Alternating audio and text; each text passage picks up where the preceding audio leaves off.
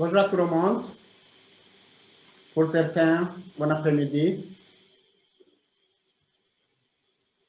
Aujourd'hui, nous allons consacrer une heure pour partager les principaux résultats et l'implication programmatique d'une étude qui a été réalisée au Burundi sur les normes sociales relatives à la santé reproductive chez les adolescents au Burundi. Bienvenue à tout le monde qui a répondu à l'invitation.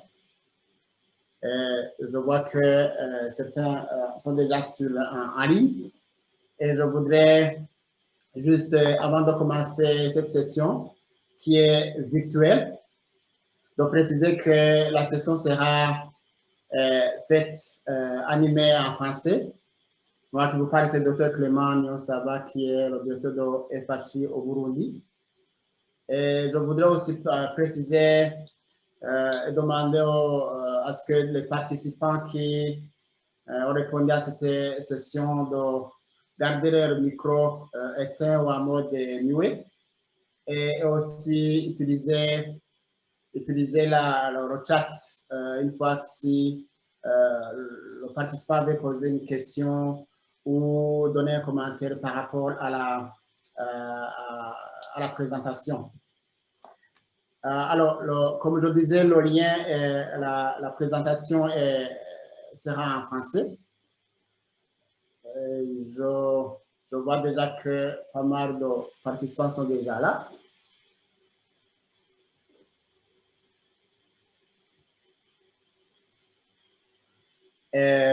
Alors, je voudrais déjà, Docteur Anani, je ne sais pas s'il est déjà là parce que c'est un projet c'est une étude qui a été réalisée à travers le projet passage de USAID qui se concentre sur les normes sociales, tout en précisant que les normes sociales sont des règles de comportement non écrites et qui sont partagées par les membres d'un groupe ou d'une société, qu'il s'agit de règles formelles ou informelles et que la plupart acceptent déjà ou respectent comme telles.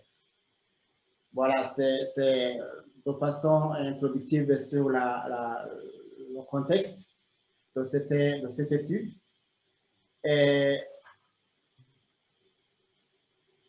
il s'agit d'une étude qui a obtenu une collaboration entre le Programme national de santé de reproduction du ministère de la Santé publique et de Family Health International pendant la réalisation de l'étude, et que la collecte a été réalisée par un bureau local qui s'appelle le Centre d'études de recherche sur la population et un développement, et qui a été financé par USAID à travers le projet Passage, et qui était exécuté par l'Université de santé reproductive de l'Université de Georgetown.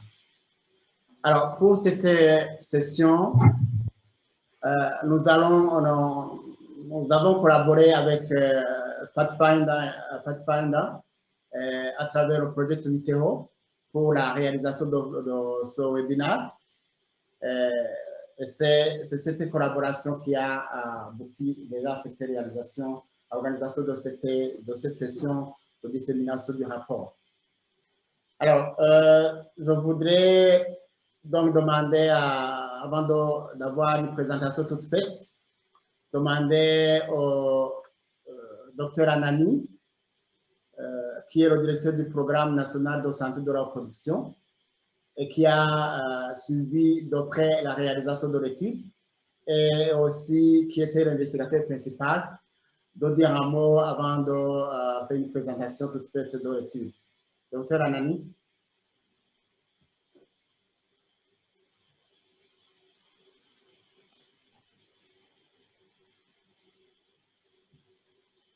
Docteur Anani, si vous nous écoutez, vous avez un mot à dire sur l'étude.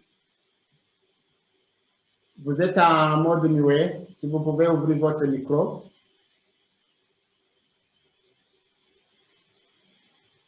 OK. Je commence à remercier tous les participants à cette session de dissémination de cette étude. Je pense que vous m'entendez. Oui, on vous entend bien.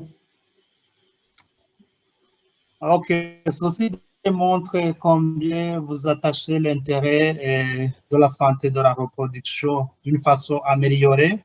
C'est une étude très importante car a permis de dégager les problèmes sociaux en santé de la reproduction et les principaux influenceurs clés en santé de la reproduction.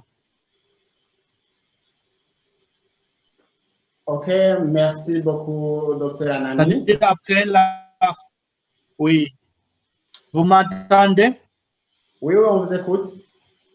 Oui, après la collecte de données.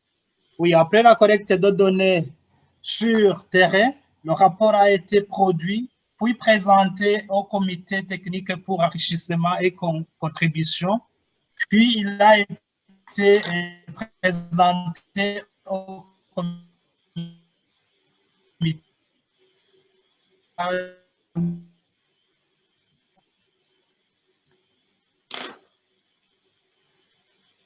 également à l'endroit de USAID pour avoir financé cette étude très importante. Et ici, nous saluons l'appui de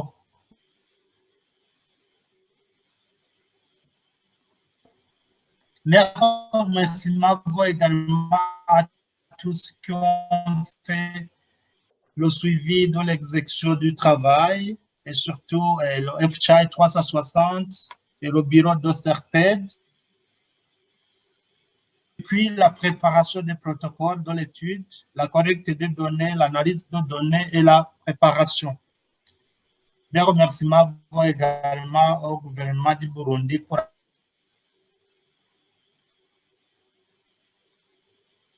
et ces institutions habilitées et les comités qui étaient désignés, signés d'appropriation de son contenu.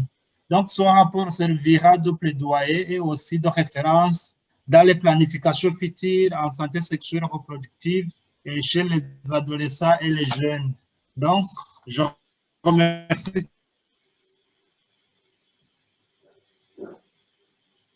Merci, Dr. Anani, pour votre précision, même si la connexion n'était pas du tout bonne. J'ai bien compris que Et je vous remercie. Oui, merci. Vous avez bien tracé le cadre général de la réalisation de l'étude en précisant déjà la collaboration qui a eu lieu entre tous les intervenants. Merci beaucoup. Je voudrais demander aussi à côté USAID, Mary Harvey, qui est le chef de l'unité santé, pour son mot de circonstance. Merci beaucoup et bonjour tout le monde. Je suis très contente d'être invitée à dire quelques mots très brefs parce que j'ai lu le document hier et je l'ai trouvé très, très intéressant. Et je veux féliciter le Programme national de la santé et reproduction du ministère de la Santé publique et de la lutte contre le sida pour concevoir cet document, c'est-à-dire cette étude et le travail du CERPED. L'USAID est très contente et je suis contente que Marouf a eu la présence d'appuyer cette étude qui, je trouve, et avec les implications des findings, pour l'avenir, ça va beaucoup, je crois, aider, changer les esprits sur ce problème. Vraiment, passage, le nom de cette étude aussi, c'est très important et ça me rappellerait quand j'étais petite et les conversations que je n'ai pas eues avec ma mère ni ma père et où est-ce que j'ai appris les choses. Donc, je trouve que c'est très relevant et très important et je vous félicite tous. Et Merci beaucoup. j'entends quoi le way forward. Donc, merci. Très bien, merci Mary pour votre mot de circonstance et surtout votre observation générale sur l'importance de l'étude par rapport à l'évolution au cours de la vie. Juste introduire Madame Diane Binganzima, qui est une chercheuse nationale qui a une expertise surtout dans le domaine des sciences sociales.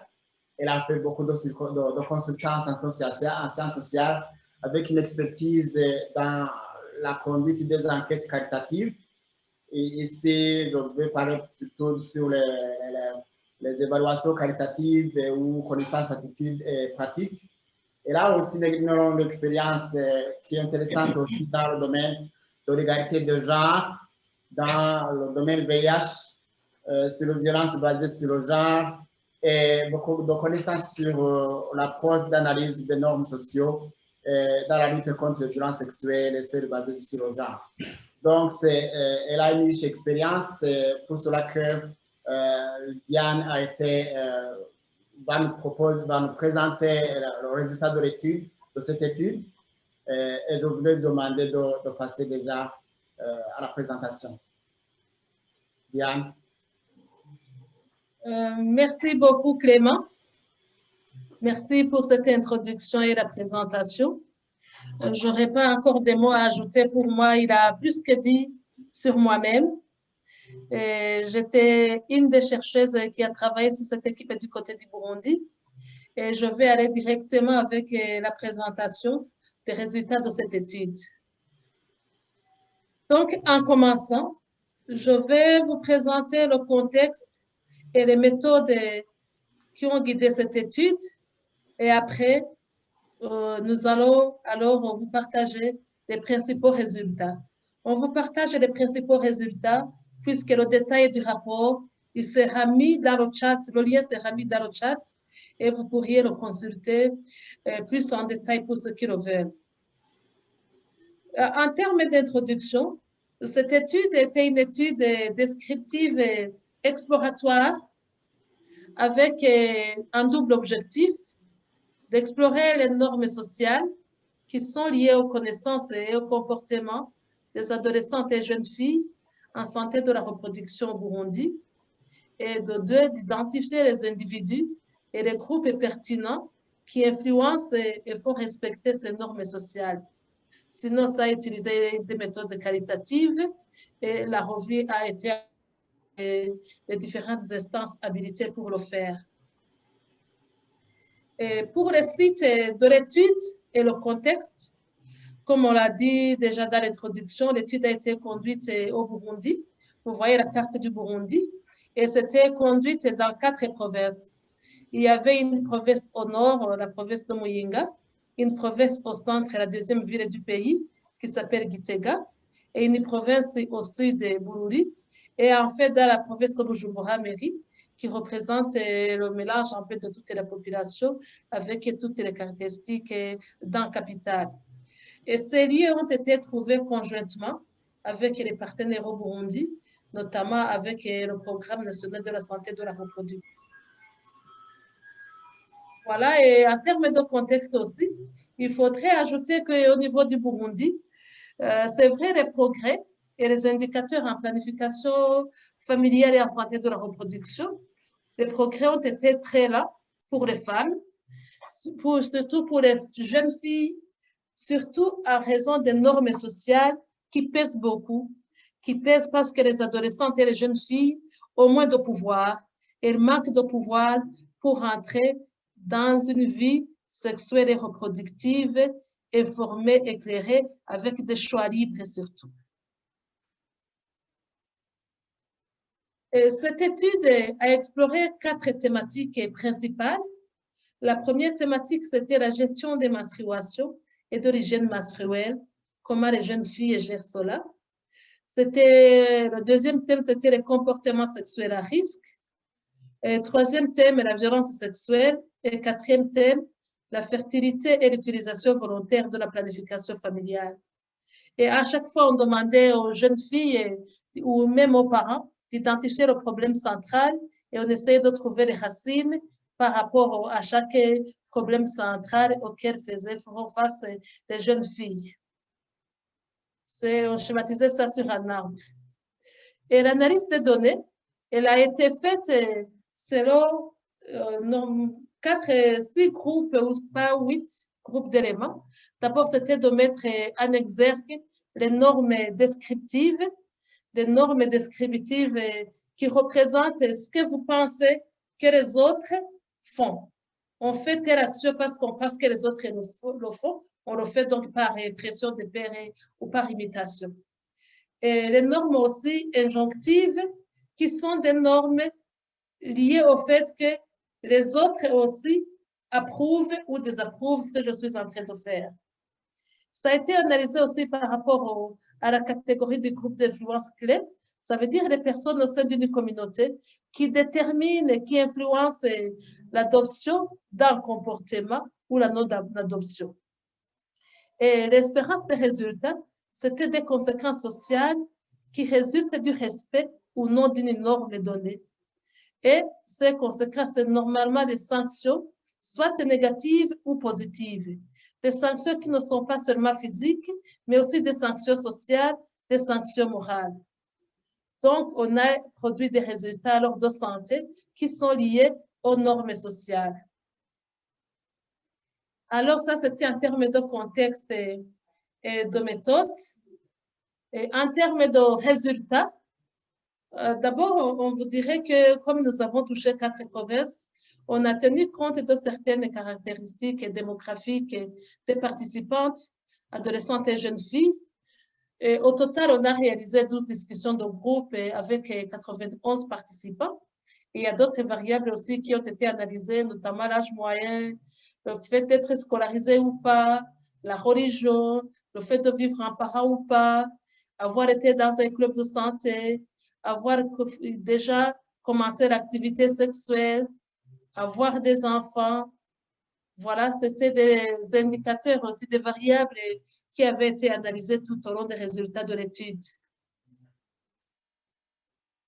Et pour les influenceurs, on a aussi analysé certaines variables, notamment les mères de filles âgées de 15 à 19 ans.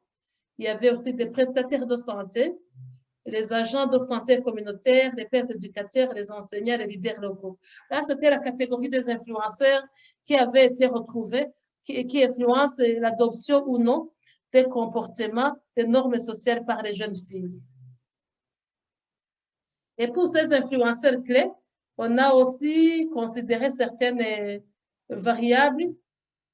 C'est beaucoup plus l'âge moyen, le genre, parce qu'il y avait des hommes et des femmes, le niveau d'éducation, l'état civil, la religion, avoir des enfants ou pas. Là, c'était alors caractéristique sociodémographique des participants à l'étude, à savoir les adolescentes et jeunes filles, ainsi que les influenceurs clés.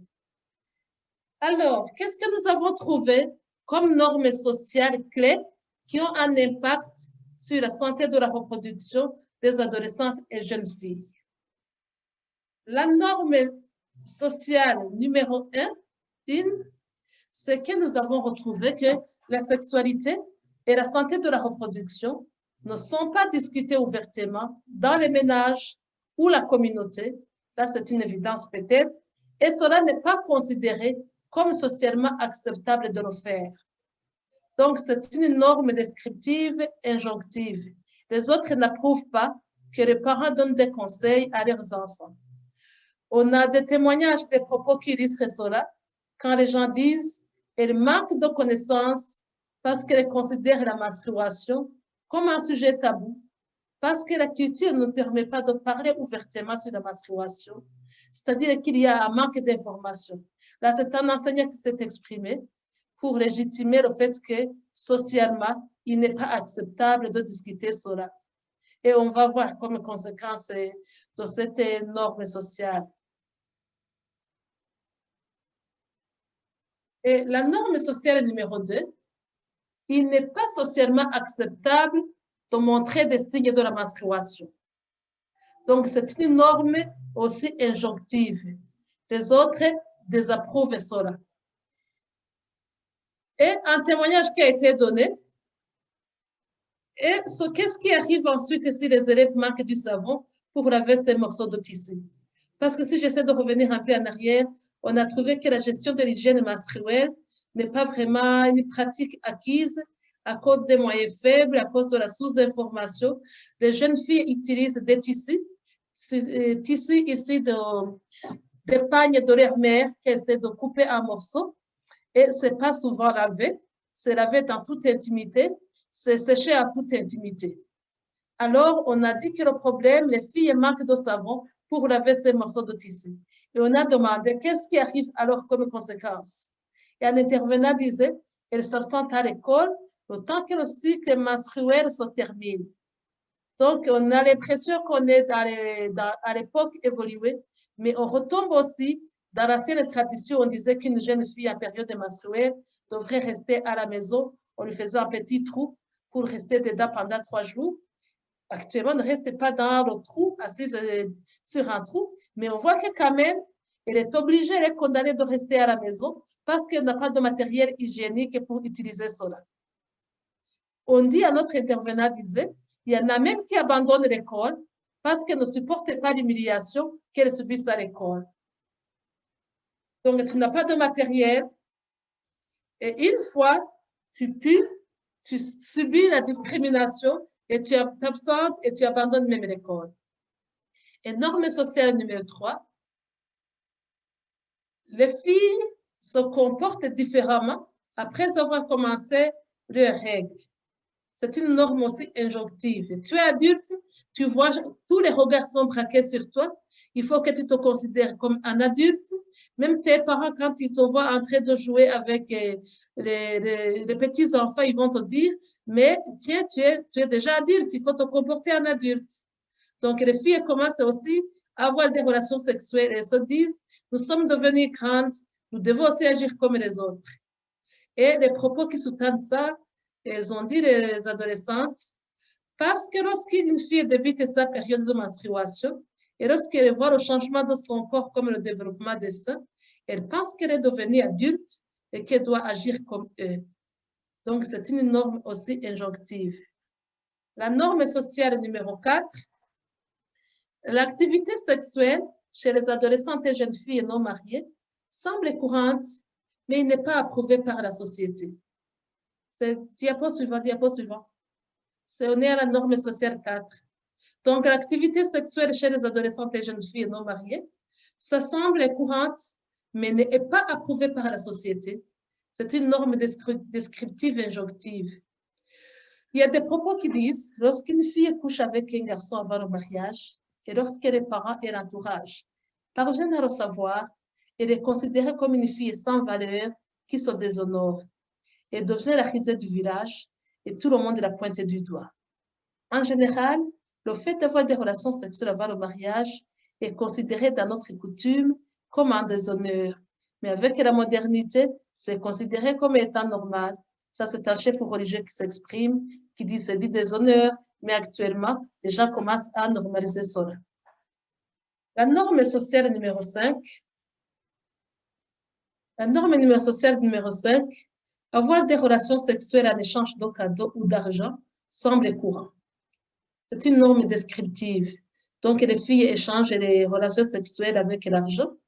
Il y a une fille qui a dit, à mon avis, il y a des filles qui se disent, il faut que j'ai beaucoup de partenaires, les vont me donner $100 et je vais aller en boîte de nuit avec les amis. L'autre va m'acheter une voiture. Du coup, je ne serai pas pareil comme mes amis qui ont un seul mec. Donc, la fille se sent adulte avec un niveau supérieur. Aussi, ça leur fait plaisir d'avoir l'argent gratuitement et d'aller faire de la manicure ou faire le make-up. C'est ça qui pousse les filles à avoir plusieurs partenaires sexuels. Là, c'était une jeune fille qui s'exprimait à Bujumbura, où on disait que vraiment c'est courant d'avoir des partenaires sexuels multiples chez les jeunes filles. La norme sociale numéro 6, les cas de coercition sexuelle semblent courants et les filles qui subissent des violences sexuelles sont généralement humiliées socialement. C'est une norme descriptive et injonctive. Il y a eu un témoignage d'un administrateur local qui a dit « Je pense qu'elles ont peur parce que les gens peuvent dire que c'est elle qui a provoqué cela aussi. Elles pensent que c'est quelque chose de honteux. » Donc là, ça conditionne que les filles victimes de violences gardent le silence. Gardent le silence parce que l'entourage ne va pas les croire. L'entourage va considérer que ce sont les filles elles-mêmes qui l'ont cherché et se sont mal comportées. Elles ont provoqué les agresseurs par des comportements et surtout on a raconté les cas d'abus et de ça comme les mini-jupes. Norme sociale numéro 7. Il est de moins en moins acceptable socialement d'avoir plus d'enfants qu'on ne peut en prendre soin. C'est une norme descriptive et injonctive émergente. On voit que dans les discussions, les gens disaient, c'est entre 5 et 6 enfants. Si tu dépasses ce chiffre, la communauté commence à parler. Comment est-ce qu'ils vont prendre en charge ces enfants? Là, c'est une mère d'adolescente qui s'est exprimée pour dire que la conscience de mettre au monde des enfants qu'on peut élever commence à être gagnée par les communautés. Et la norme sociale numéro 8, les adolescentes et jeunes filles n'utilisent généralement pas de contraception. Il n'est pas jugé approprié pour elles d'utiliser la contraception. C'est une norme aussi descriptive et injonctive. Les participants disaient, s'ils parviennent à connaître la fille qui utilise les contraceptifs, ils disent que c'est une prostituée. Et si ta mère t'a déjà vu avec elle, donc avec la fille qui utilise les méthodes, sachant qu'elle utilise les méthodes, est interdit de la fréquenter, de perpétuer les mêmes comportements.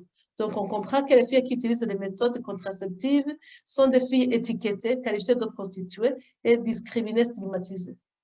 Et un autre intervenant a dit, il commence à la stigmatiser. Et si un garçon vient même la draguer, chercher des fiançailles avec elle, lui disent que si jamais il prend cette fille, il n'aura pas d'enfant. Que les méthodes contraceptives causent la stérilité.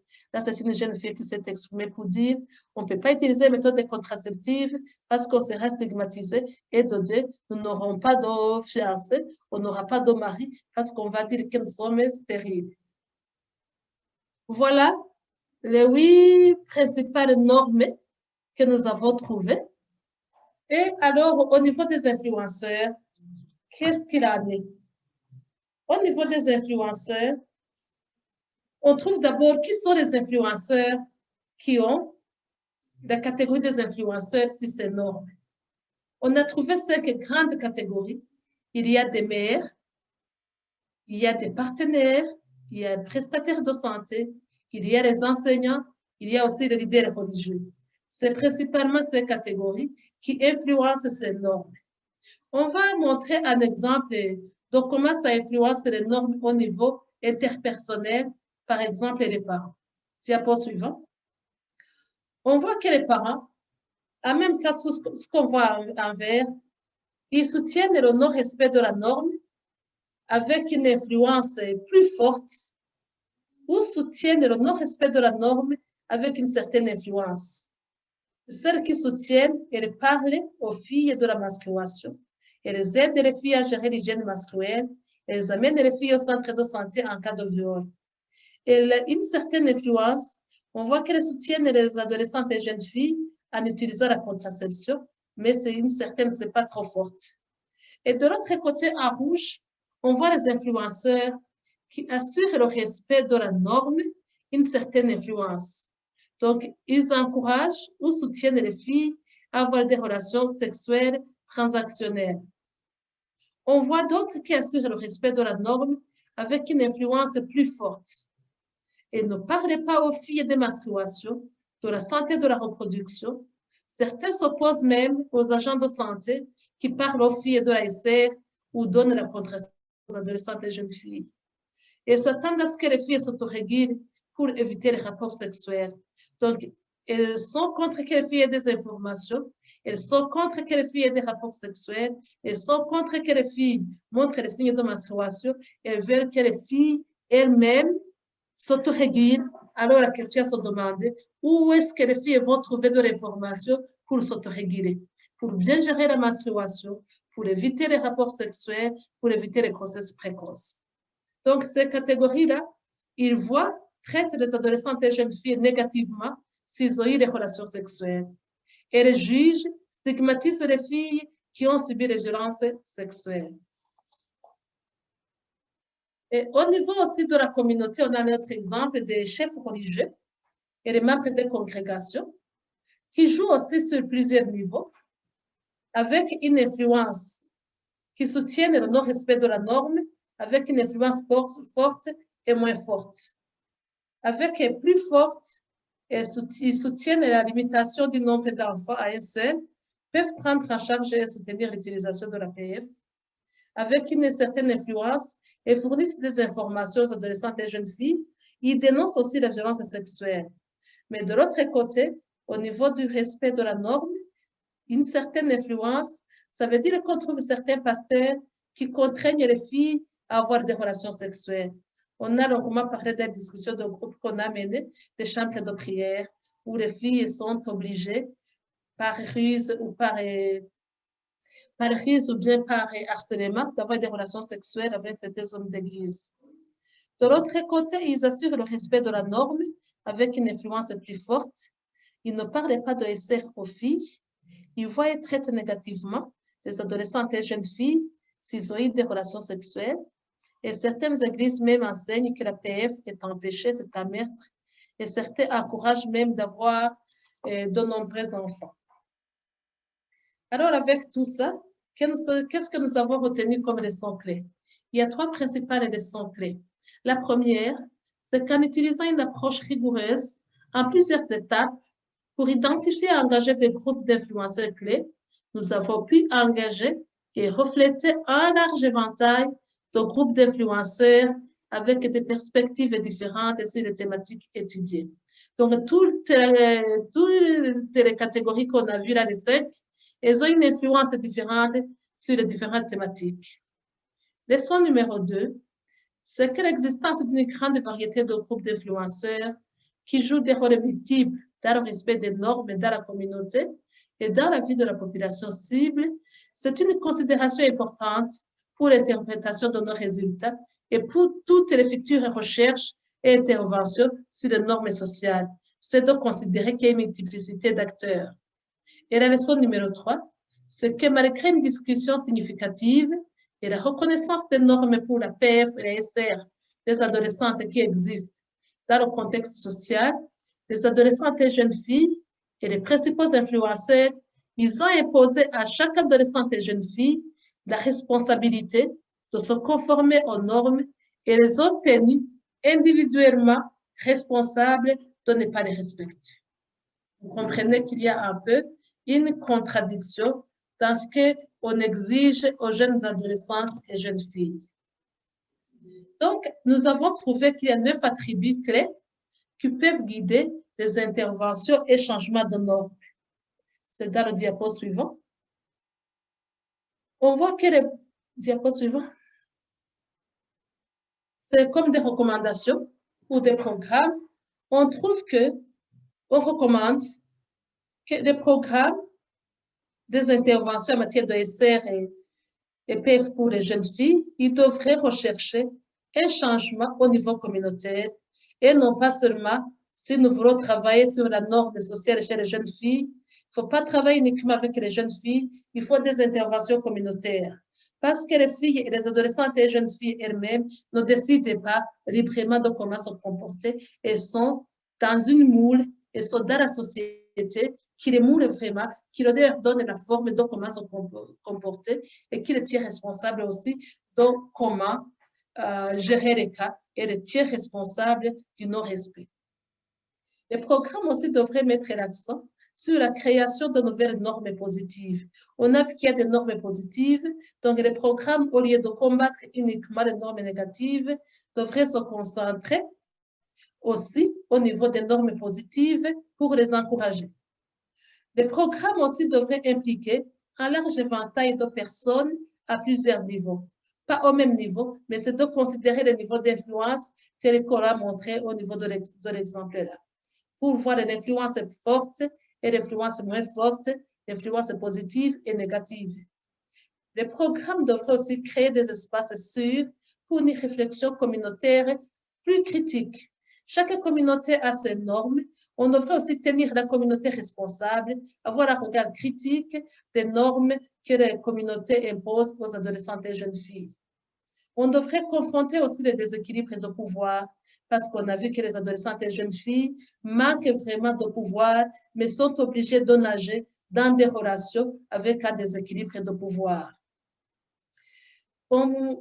Les programmes aussi devraient enraciner le problème dans les propres systèmes de valeurs de la communauté et d'utiliser une diffusion organisée, commencer par un groupe central qui engage ensuite les autres.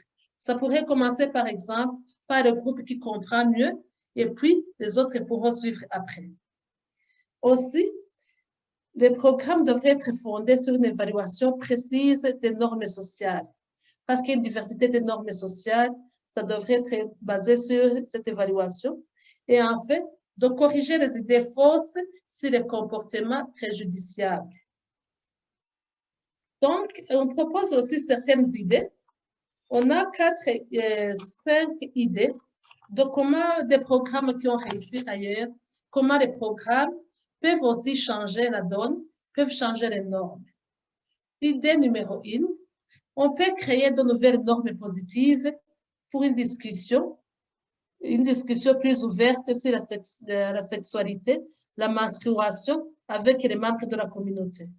Là, on donne l'exemple d'un programme adolescent 360 en Tanzanie qui a travaillé avec les adolescentes et qui a fait la promotion des normes positives.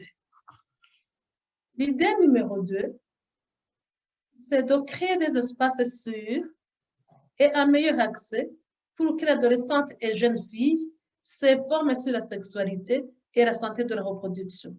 Parce qu'on a vu qu'au niveau communautaire, il n'y a pas de cadre approprié. Par contre, il y a des cadres qui empêchent l'acquisition de l'information. Il y a des cas d'autres programmes qui ont réussi, comme le Mobile for Reproductive Health dans plusieurs pays d'Afrique subsaharienne.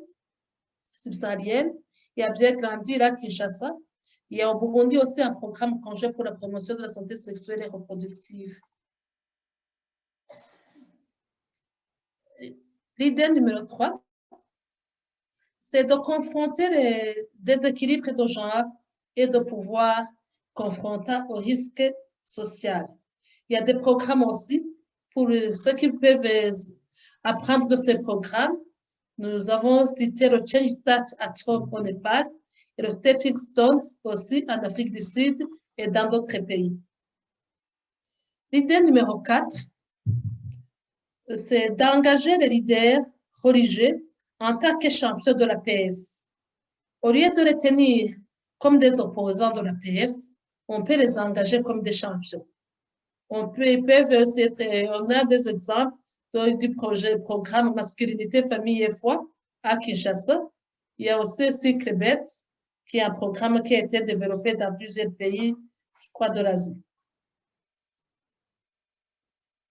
L'idée numéro 5, c'est d'explorer les facteurs sous-jacents des préjugés des agents de santé. On a trouvé que les agents de santé, on a vu que ce sont des influenceurs. Ce sont des influenceurs à une influence forte et certaines influences, l'influence forte. On a trouvé un mélange de statuts chez les prestataires. Ils se comportent comme des parents, avec des discours moralistes.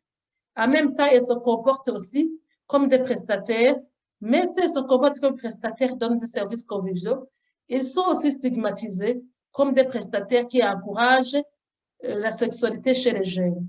Donc, on a besoin d'explorer les facteurs sous-jacents des préjugés des agents de santé. On a un projet qui s'appelle Beyond the Dias au Burkina Faso, au Pakistan et en Tanzanie, qui a produit des effets par rapport à ça. Nous sommes à la fin de notre présentation. Quelles considérations finales alors peut-on donner ici? Comme indiqué dans l'instantané du projet Passage, qui est de permettre aux jeunes femmes et hommes de vivre une vie équitable entre les sexes, sans violence, sans rapport sexuel forcé, sans grossesse non désirée, qui sont un défi mondial majeur. C'est un défi aussi pour les jeunes adolescentes au Burundi. Certainement que la pandémie du COVID-19 et ses effets collatéraux, la détresse économique et la migration qui en découlent, ont actuellement des influences notables sur les attentes liées au rôle de genre, la violence basée sur le genre et l'utilisation de la PF dans les pays à faible revenu intermédiaire. Certainement aussi que COVID a eu des influences sur ces normes. Donc, investir dans des interventions de santé ASR qui sont axées sur les normes pour améliorer le bien-être des adolescentes, aideront le Burundi et souteniront le Burundi dans la réalisation des objectifs de son développement national 2018-2027 et à contribuer aux objectifs de développement durable et à l'agenda 2063 de l'Union africaine. Voilà les principaux résultats de notre étude. Merci beaucoup pour votre aimable écoute. Certainement qu'il y aurait des questions, des préoccupations, des soucis ou même des doutes. Merci beaucoup. Merci Diane pour cette présentation qui était claire. Mais certainement, comme tu l'as dit, que peut-être certaines les participants ont des questions par rapport à la présentation en général. Comme je disais au début, celui qui a une question, il peut lever la main, on va observer la personne qui aura levé la main. Mais en attendant, je voudrais juste peut-être demander à Diane, il y a deux questions qui ont été soulevées, posées dans le chat. Il y a Judy qui demande que dans la famille, qui dans la famille donne des conseils aux jeunes filles pour gérer la menstruation ou sur le lavage de tissu. Elle pose aussi une question, ou bien peut-être je vais avoir une clarification parmi les attributs que vous avez mentionnés, que vous pouvez expliquer davantage l'attribut qui a un rapport avec l'attribut numéro 6, enraciner le problème de progrès système dans les systèmes de valeurs de la communauté. Si vous avez des points de clarification, vous pouvez déjà commencer à répondre à ces deux questions. Ok, merci. Par rapport à la personne qui donne des conseils aux jeunes filles de comment laver les tissus, on a trouvé d'abord d'emblée que comme il y a manque de communication, la plupart des jeunes filles, c'est une surprise. La menstruation, les règles arrivent au moment où les filles ne s'attendaient pas à cela parce qu'elles n'ont pas reçu d'informations. Et du coup, les mères sont obligées alors de donner des conseils. Ou bien certaines mères disent, allez demander à vos grandes sœurs et vont vous expliquer davantage. C'est en général à la mère à qui revient le rôle, mais comme norme sociale injonctive, ce n'est pas permis d'en discuter tant que la fille n'a pas encore vu cela. Ça arrive comme une surprise. Et par rapport à la tribune numéro 6, d'enraciner le problème dans les propres systèmes de valeurs de la communauté.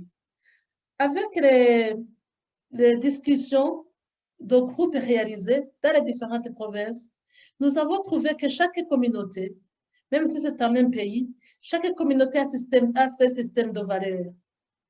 Donc, on a trouvé qu'il faudrait contextualiser, situer le problème de la santé de la reproduction des adolescentes et jeunes filles dans les systèmes de valeurs de chaque communauté. Qu'est-ce que chaque communauté considère comme acceptable ou comme non acceptable? Quelles sont les conséquences de ces considérations? Quels sont les avantages de changement de regard? Voilà ce que signifie alors cet attribut-là numéro 6, d'enraciner le problème dans les propres systèmes de valeurs de la communauté et non pas le voir comme un problème qui vient de l'extérieur, mais le confronter avec les réalités de la communauté donnée. Voilà, je ne sais pas si j'ai bien répondu à la question.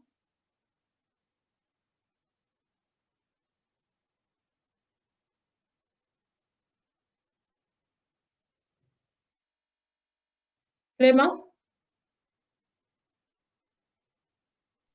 Oh, j'étais en mute.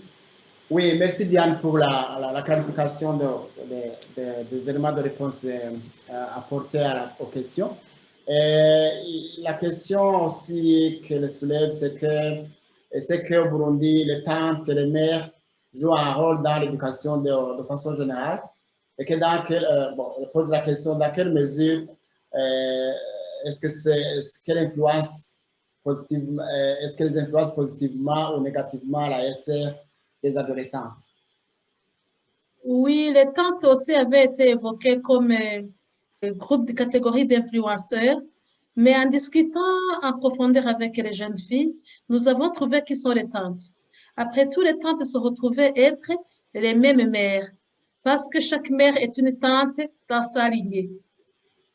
Donc, le groupe d'influence-là, on a tenu le groupe avec les mères qui détiennent deux casquettes, la casquette de mère et la casquette aussi de tante. Parce que la plupart des filles aussi avaient raconté, j'ai été informée par ma tante. Quand j'ai vu mes règles, quand j'ai posé une question à ma mère, elle m'a dit, réfère-toi à ta tante. Donc, on a vu aussi que peut-être une des recommandations un peu supplémentaires, c'est que les mères devraient être tenues aussi un peu plus ou moins responsabilisées dans le rôle de tante. Ah, ok, merci. Il y a aussi d'autres questions qui naissent, notamment en demandant quelle est la place des pères. Tu sais que les adolescents, ils ont des pères dans la gestion de la SSR chez les jeunes.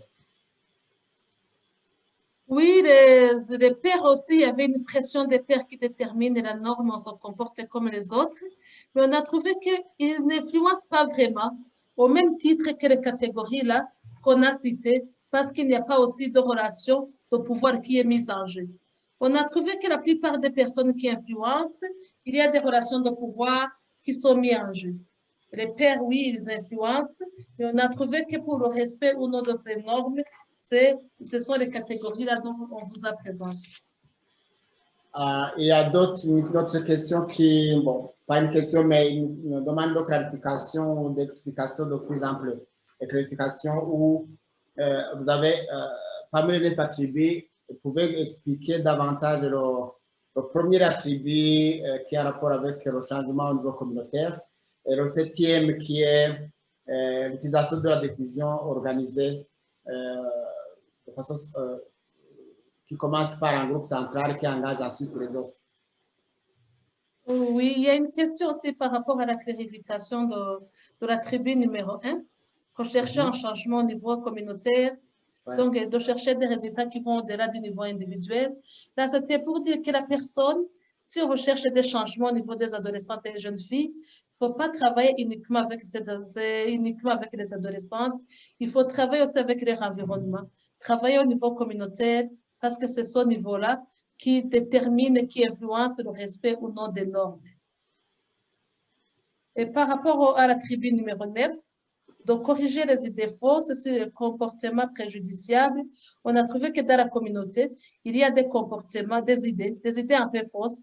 Par exemple, quand on dit qu'une fille qui utilise les méthodes contraceptives deviendra stérile, là, c'est une idée fausse à corriger pour dire qu'il faut s'approcher des prestataires qui donneraient des informations appropriées, sinon ça devient stigmatisant. Et aussi expliquer que ces 9 attributs, ce sont des attributs aussi que d'autres études avaient trouvés et on a essayé de confronter avec ce qu'on a trouvé au Burundi pour proposer des interventions qui pourront viser le changement de normes. Ok, bon, il y a une question de Mary qui vous demande si vous avez fait une analyse entre le tableau numéro 1 et le tableau numéro 3 dans le rapport, si vous avez le rapport sur vous, et surtout sur l'influence de la religion, l'éducation, et aussi en termes de pourcentage enfin, du moins la comparaison ou l'analyse de ce tableau-là. Je ne sais pas si vous avez eu des commentaires ou suppléments par rapport à l'explication du tableau 1 et le numéro 3. Je dis que le rapport, je l'ai dit d'abord, il est disponible On a même donné le lien sur le chat.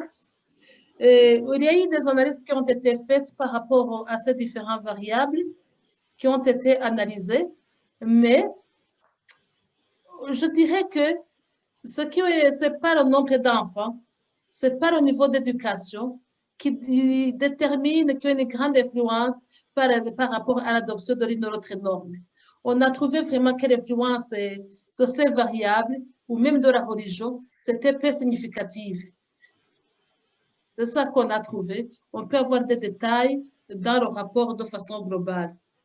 Ce n'est pas qu'une personne avait un niveau primaire, un autre à niveau secondaire, que ça influence par rapport à l'adoption d'une ou l'autre norme. Certes, on a trouvé que pour la plupart des filles, elles avaient un niveau d'éducation plus ou moins élevé. Elles avaient fait le secondaire, elles étaient encore le secondaire.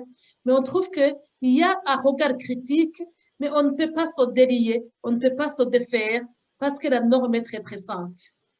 La norme presse beaucoup au risque de sanctions sociales. OK. Merci Diane. Ceux qui demandent le lien, je crois qu'il vous sera partagé dans le chat, sûrement, s'il n'a pas été déjà partagé au début, juste pour voir le rapport complet de l'étude. Je ne sais pas si j'ai fait le tour des questions qui ont été posées.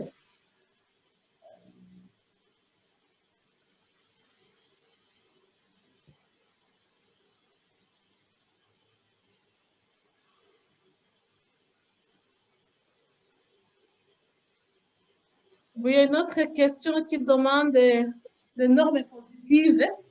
Les normes positives que l'on pourrait suggérer, prioritaires pour aboutir à un impact rapide. Bon, les normes positives qu'on pourrait suggérer, c'est par exemple, on a vu que les mères, certaines mères exercent quand même une influence forte et soutiennent. Il y a des mères qui osent discuter ouvertement d'avance avec leurs jeunes filles des questions de la menstruation, des questions de l'hygiène menstruelle et des questions de la sexualité. Là, c'est une norme positive qu'il faudrait encourager chez les autres mères.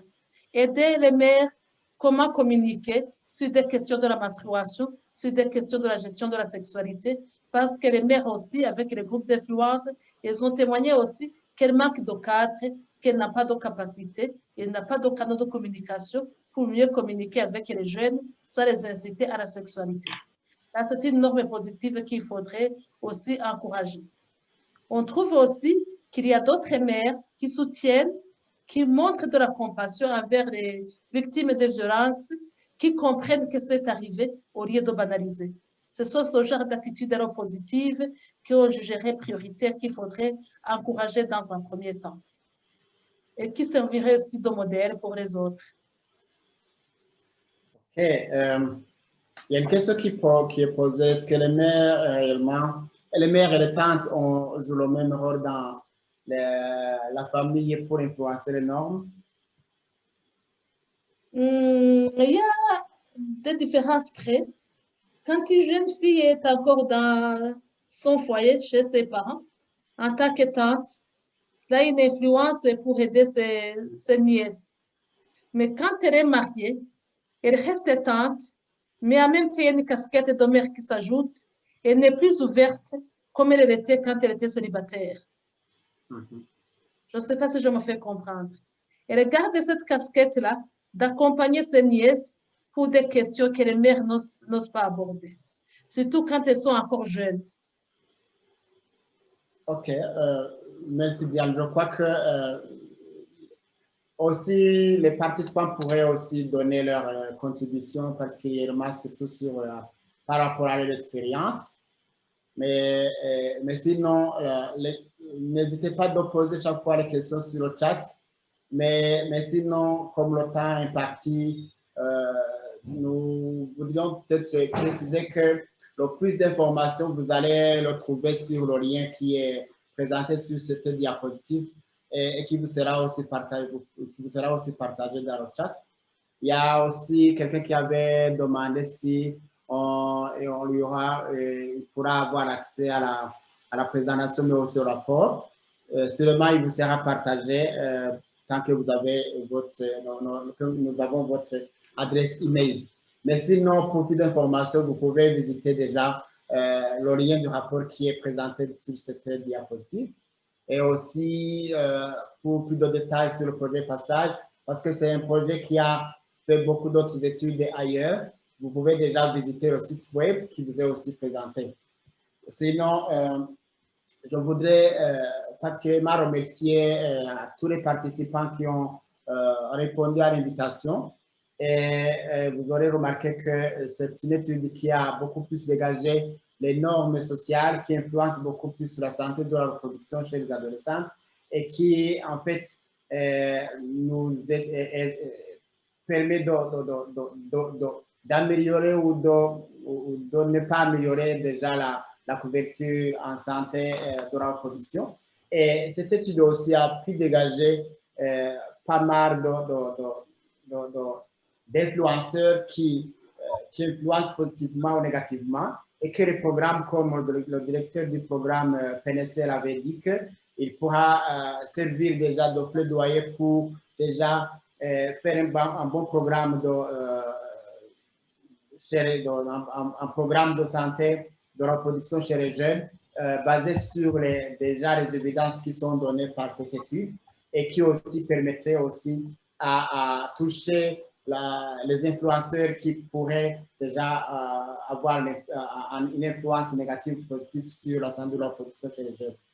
Et je voudrais effectivement remercier beaucoup plus le PNSR, le Programme national de santé de la reproduction du ministère de la Santé publique et de la lutte contre le sida, pour son accompagnement, mais aussi pour son accompagnement, et particulièrement Dr Anani, qui a été l'investigateur principal de cette étude. Et aussi remercier l'USAID pour le financement de l'étude au Burundi. Et aussi le bureau CERPED qui a conduit, l'étude dans les provinces qui avaient été ciblées par l'étude, en collaboration avec FHI 360. Enfin, je voudrais franchement remercier vous tous qui avez participé à cette session. Vous aurez constaté que c'était une session qui était très importante si on veut améliorer la santé sexuelle chez les jeunes. C'est un bon début et le reste, ça sera beaucoup plus l'exploitation d'autres rapports et surtout sur l'utilisation pour une bonne planification et aussi un plaidoyer pour améliorer la santé sexuelle chez les jeunes. Merci à tous pour votre participation. Merci.